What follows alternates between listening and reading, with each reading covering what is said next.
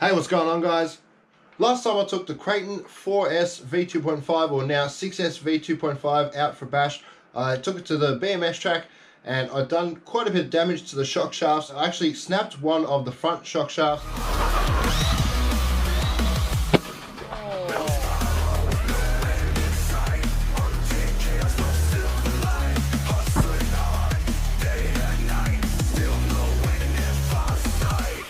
Wow, actually broke the shock shaft. And the other three were quite bent. Now, I didn't actually have the money to order 4 brand new shock shafts, but not too long before I actually done that video, I went online and I found a bunch of Arrma parts for a very, very cheap price. It was basically like a bargain lot. One of the bags actually had a whole bunch of 6S shock shafts, which some of them were actually 4mm, and this Kraton 4S takes 4mm shock shafts. The only problem was the taper on the end that holds the piston on the original shafts is 3mm, I believe, but the 6S shafts actually have a 3.5mm taper. If you were going to do this yourself, you would have to drill out the piston to 3.5mm. Now, I have already done one side, so I know it does work, but I'll show you exactly how to do it. So if you need to do it yourself, if you've got a 4mm 6S shaft and you have a 4S rig, you may be able to do this modification if it's your only choice. So let's get the shocks done, and then we'll hopefully be able to get out for bash if the weather holds up.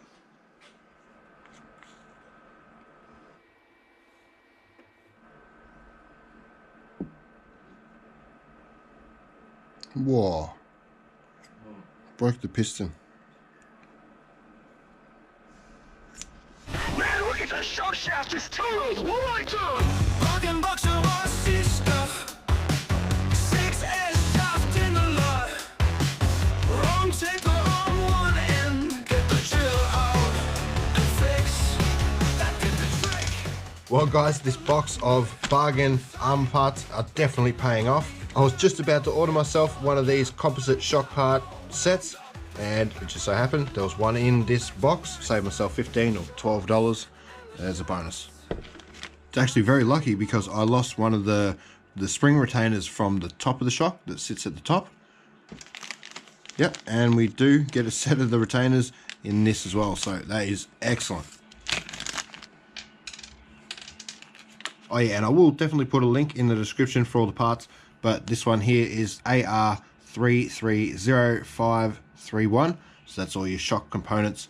There's the shock shaft part number if you need it, but just remember they are the 6S shock shafts, so you will have to drill out the 4S piston, and I'm drilling it out to 3.5mm, which seems to be fine for this shaft. I am using a 3mm drill piece to start off with, just to make a bigger pilot hole, and that'll make the 3.5 go through much easier.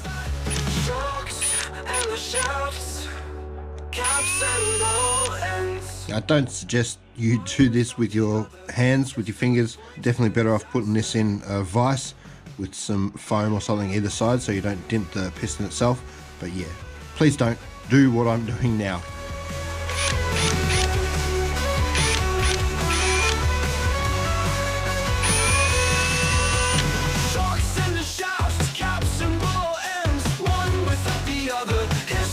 Points to disaster.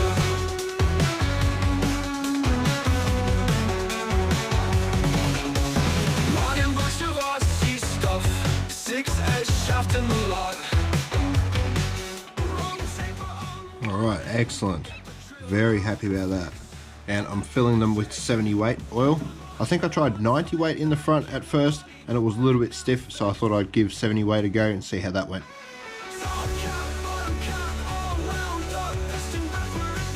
And we don't have any bladders in the shock caps, so you can afford to fill this up all the way.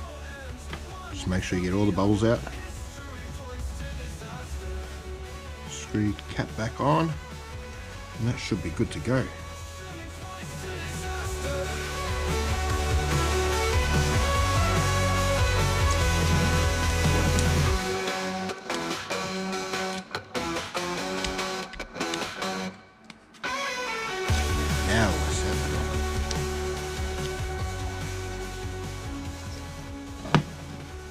Perfect. Now I have to do the same thing to both the rear shocks. The two rear shocks are bent exactly the same as this one, so I definitely want to get them swapped over. But I'm not going to film that, guys. I'm going to get the upgrades done, get this car outside because I'm pretty keen to give it another run on the 6S setup.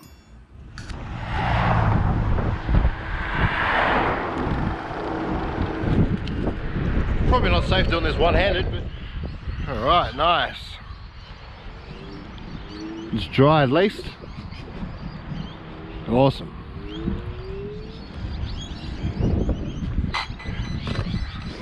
All right, guys, so I think this is the first time I've ever had this car at this skate park. Definitely going to test out those 6S shock shafts in the 4S shocks. See how big we can really launch this thing.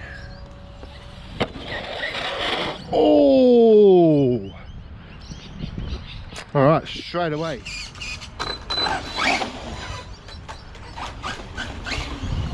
All right, awesome.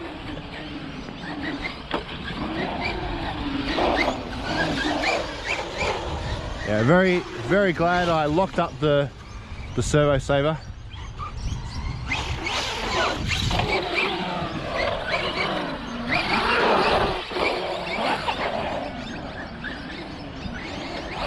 Definitely got to get the sway bars on there, I think.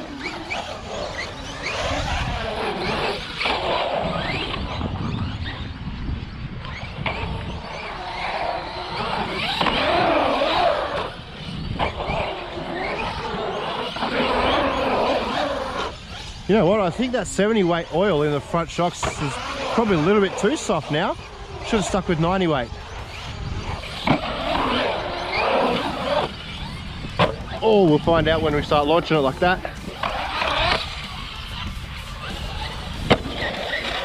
Oh!